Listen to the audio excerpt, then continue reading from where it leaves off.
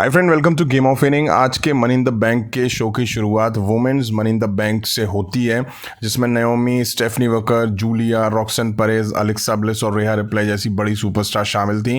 अब आपको बताऊं, मैं उठ गया था इस शो को देखने के लिए 4:15 पे।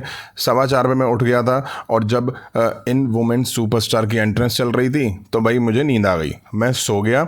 और मैं आपको सही बताऊं तो मैं women's money in the bank नहीं देख पाया, लेकिन हाँ, women's money in the bank Naomi ने इस साल का जीत लिया है।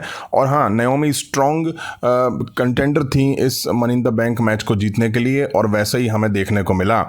अब हमें डोमिनिक वर्सेस ट्रिपल ए के ऑक्टागन जूनियर के बीच इंटरकॉन्टिनेंटल टाइटल के लिए मैच दिखा। अब ये मैच अनाउंस तो नहीं था, बट फिर दिखा दिया इन्होंने, शायद से इसलिए कि मैचेस के बीच में थोड़ा गैप दिया जा सके।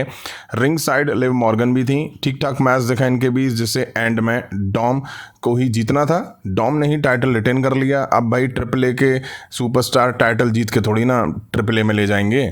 अब हमें बेकी लिंच वर्सेस लायरा वॉल्क्रिया के बीच वुमेन्स इंटरकॉन्टिनेंटल टाइटल के लिए मैच दिखा। लायरा काफ़ी एग्रेसिव दिखाई दी, एक अलग ही झल्लाट बेकी लिंच के खिलाफ उनके अंदर दिखाई दे रही थी।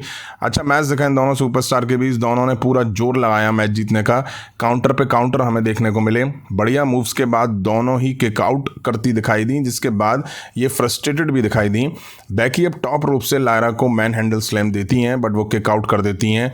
अब रिंग के बाहर दोनों ढेर थी और 9 काउंट पे रिंग में अंदर आ जाती हैं। इसके बाद दोनों एक दूसरे को बार बार रोल करती हैं और एंड में मैच बेकी लिंच रोल करके जीत लेती हैं। जीत के बाद बेकी लिंच डिमांड करती हैं कि बेटा अब मेरा हाथ ऊपर उठा शर्त के मुताबिक। लायरा करती हैं, बट बेकी लिंच कहती हैं चारों डायरेक्शन में उठा। फिर से लायरा फिर से करती हैं। अब बेकी लिंच भाई उंगली पकड़ के पहुंचा पकड़ने वाली बात, वो जिद करती हैं कि अब मुझे सबके सामने टाइटल पहना। लायरा पहनाती हैं और तभी वो सुप्लेक्स बेकी लिंच को देती हैं और निकल जाती हैं। इसके बाद हमें men's money in the bank देखने को मिला। पहले सेथ रॉलिंस, फिर पेंटा, फिर एल ग्रांडे अमेरिकानो, फिर आंद्रादे, फिर सोलो सिकोआ और लास्ट में एलए नाइट की एंट्री होती है। बेल बजी और सब ने मिलकर सेथ रॉलिंस को घेर लिया। अब ये तो सेथ रॉलिंस को स्मैकडाउन पे सब पे अटैक करने से पहले सोचना चाहिए था। अब सोलो सिकोआ सेथ रॉलिंस को निकाल के बाहर कर देते हैं। सोलो का हंसना और एक्सप्रेशन बढ़िया लग रहे थे। अब बारी सोलो सिकोआ की थी। एलए नाइट, आंद्रादे और पेंटा तीनों मिलकर सोलो में मार देते हैं। एल ग्रांडे में भी मार पड़ रही होती है। शुरू से बढ़िया एक्शन दिखा इस मैच में, जिसका जिस पे मौका लग रहा था उसमें मार पड़ रही थी। अब 3 लैडर पे सभी सुपरस्टार एक दूसरे से भिड़ते हुए दिखाई दिए। अब सब ढेर होते हैं और सोलो सिकोआ सेथ रॉलिंस आमने सामने आ जाते हैं। अब पेंटा ने आंद्रादे को हवा पे लगे लैडर पे मैक्सिकन डिस्ट्रॉयर दिया। मजा आ गया देख के। एले तो बस सोलो को टारगेट कर रहे थे, पर्सनल खुन्नस जो थी। अब एक बात समझ नहीं आती, छोटे साइज के लैडर पे चढ़ के कॉन्ट्रैक्ट उतारने की कोशिश क्यों दिखाई जाती है। सबको पता है उस लैडर पे चढ़ के कॉन्ट्रैक्ट तक नहीं पहुंचोगे, फुल साइज वाले लैडर लगा के ही आप कॉन्ट्रैक्ट तक पहुंच सकते हो। अब बताओ, लैडर पे भी ब्रांडिंग हो रखी है। खैर, अब पेंटा और एल ग्रांडे दोनों लैडर पे थे। पेंटा एल ग्रांडे को गिराते हैं तो सेथ रॉलिंस आ जाते हैं। अब एल ग्रांडे अपने माथे पे मेटल प्लेट लगाते हैं। अब मेरी समझ में ये नहीं आता है, जब ये मारता है तो भाई डैमेज तो इसको भी होता होगा। अब वही हुआ जो सबको पता था। ब्रॉन ब्रेकर और ब्रॉन्सन रीड दोनों आ जाते हैं।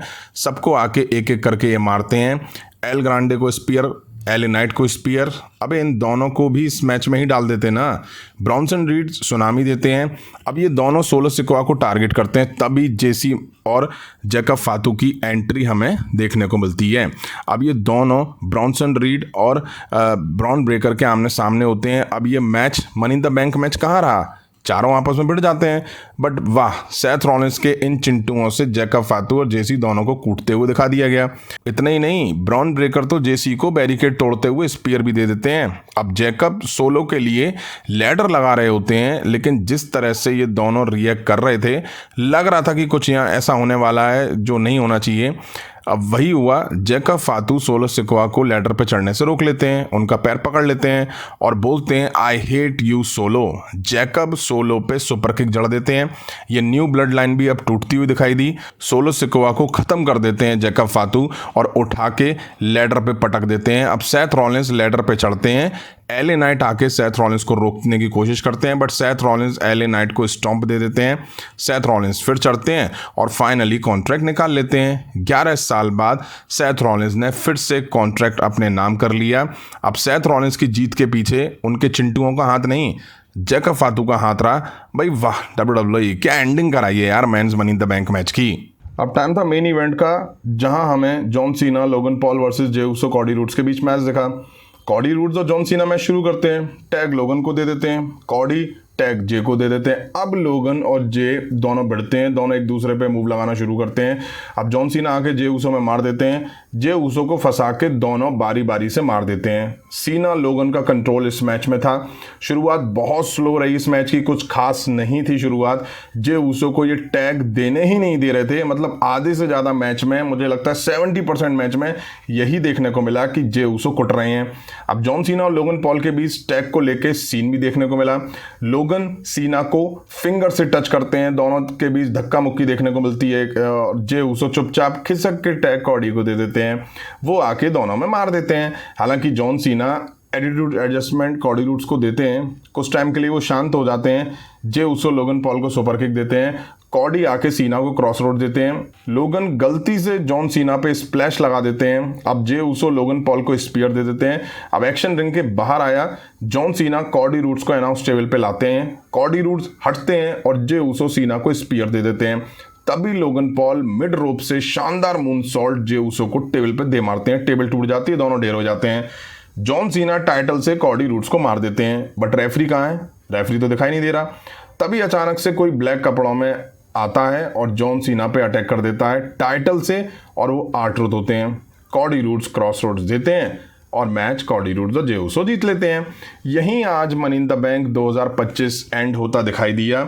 अब क्या बात करूं इस पेपर व्यू की, 4 मैचेस थे, उनमें भी कुछ ऐसा नहीं जिसके बारे में बात करी जाए, क्योंकि विनर सबके वही थे, प्रिडिक्टेबल विनर थे।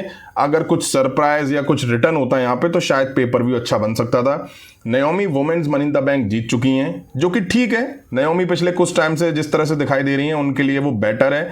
वहीं बेकी लिंच इंटरकॉन्टिनेंटल चैंपियन बन चुकी हैं। ये बहुत बड़ी उम्मीद थी कि बेकी लिंच हरा देंगी लायरा को, वही हुआ, बढ़िया मैच था हालांकि। वहीं men's money in the bank Seth Rollins जीत चुके हैं, जिसके चांसेस बहुत ज़्यादा थे, बट सोचा था रोमन रेंज आएंगे, रोमन रेंज नहीं तो सैमी ज़ैन आएंगे, सीएम पंग आएंगे, आके सेथ रॉलिंस को कॉस्ट कर देंगे, बट नहीं, कुछ भी देखने को नहीं मिला। पूरा साफ रास्ता करके सेथ रॉलिंस को बड़े आराम से बाकी के 5 सुपरस्टार को साइड करके सेथ रॉलिंस को कॉन्ट्रैक्ट जितवा दिया गया। मेन इवेंट मुझे जरा भी पसंद नहीं आया। लोगन पॉल के कुछ मूव्स अच्छे थे और मेन इवेंट में सरप्राइज के नाम पे R-Truth का आना, जिसको कुछ दिन पहले WWE ने फायर कर दिया था, बड़ी न्यूज़ बनी थी। यानी वो सब WWE का एक ड्रामा था, ये सरप्राइज देने के लिए। वाह, मेन इवेंट एंड हुआ तो मुझे लगा शायद से सेथ रॉलिंस कैश इन करने आएंगे जे उसो पे, क्योंकि जे उसो ढेर पड़े हुए थे। तभी रोमन रेंज आके सेथ रॉलिंस को कैश इन करने से रोकेंगे जे उसो पे, बट ऐसा भी देखने को नहीं मिला। मतलब ये लास्ट उम्मीद भी WWE ने शो क्लोज करके खत्म कर दी। अब आप बताइएगा कमेंट करके कि कैसा था मनी इन द बैंक अपनी लैंग्वेज में। अभी की वीडियो में इतना ही, पसंद आया तो लाइक और शेयर करें, और उससे इंटरेस्टिंग अपडेट्स के लिए चैनल को सब्सक्राइब करें, बेल आइकन को प्रेस करें। मिलता हूं जल्दी नेक्स्ट वीडियो में। Thank you.